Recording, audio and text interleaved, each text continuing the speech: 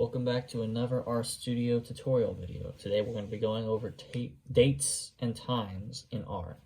So R has unique ways of showing dates and times. For dates, the class is going to be called date, obvious, but it's listed as number of days since 1970, January the 1st. It's a weird date, but that's just how it works in R.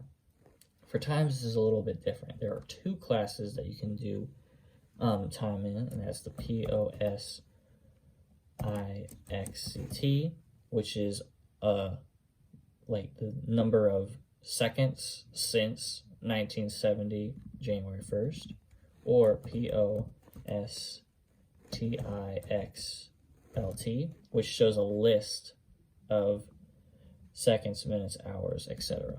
So for dates, we're going to go ahead and do this. We're going to do D1, making a variable, storing it as sys.date, parenthesis, parenthesis. That is going to store the current date. So we go ahead and print that. That is the current date today. If I do class, parentheses D1, like this will confirm the class. Now remember, I just said for dates, it's in the class date. So it's in the class date or grade. So if I do unclass D1, this is going to show us what the date looks like internally for R. So remember, we said R shows the dates from number of days since 1970, January 1st. So if we do this, that's how many days it's been since 1970, January 1st. But what if we what if we were needing a date that was before January 1st, 1970? Well, we'll go ahead and store a new variable, and we're going to do this thing called as.date. And then we're going to do a date before January 1st of 1970. We're going to do 1969, January 1st. And we're going to go ahead and enter. And this is something that everyone needs to remember not to do. Make sure whenever you do stuff in R like this, you got to keep the correct quotation marks. Because if you forget to have the quotes, R is not going to like you very much. So we're going to go ahead and enter. So that's stored. Now if we show this in unclass, remember, dates, we count the number of days since 1970, but if this is before 1970, we expect this to be a negative number. And since it's a year before 1970, we're going to say it's negative 365 and negative 365. That's pretty neat. So that's the dates. We're going to go ahead and look at times now.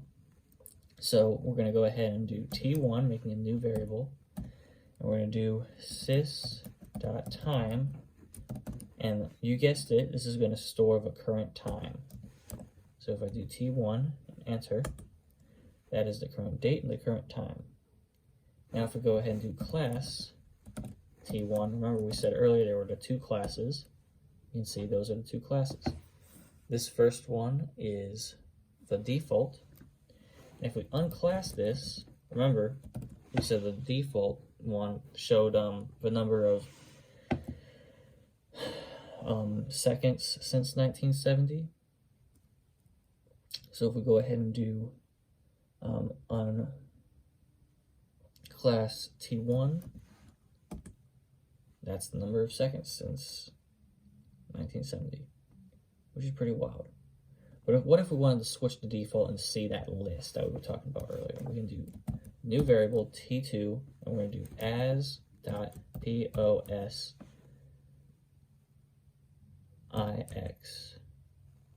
and we're going to do LT.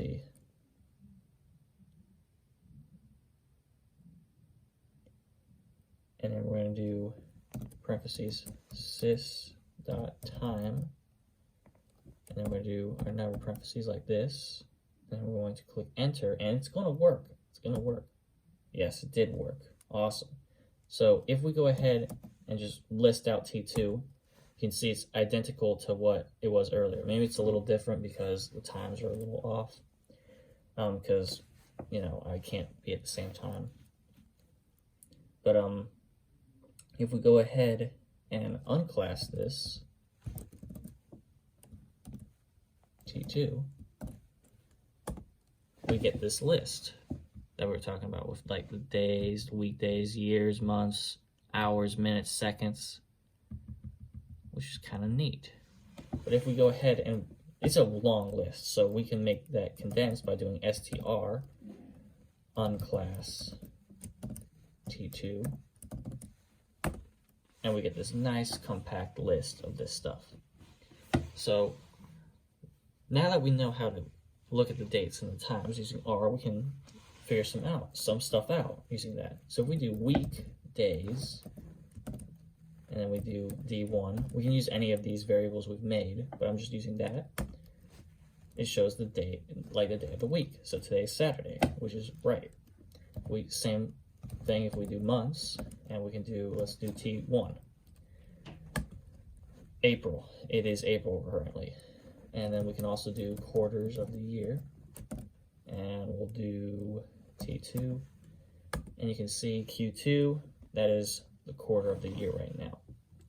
We can also do some current arithmetic with this stuff. So if we do system.time,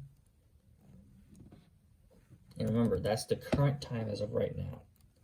And we're going to say this is greater than T1. So we made T1 probably like 5 minutes ago. So the time as of right now should be larger than the time 5 minutes ago. So we'll go ahead and click enter. True, which is correct, yeah. If we go ahead and do system, I keep writing that.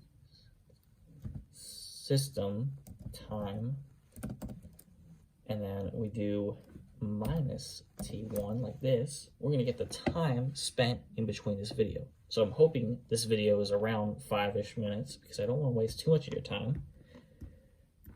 So we should get time difference of 3.91 minutes. That's way shorter than I thought this was, so that's pretty cool. But what if we don't want to see the minutes between these two times? What if we wanted to see like it in days? So we can go ahead and write diff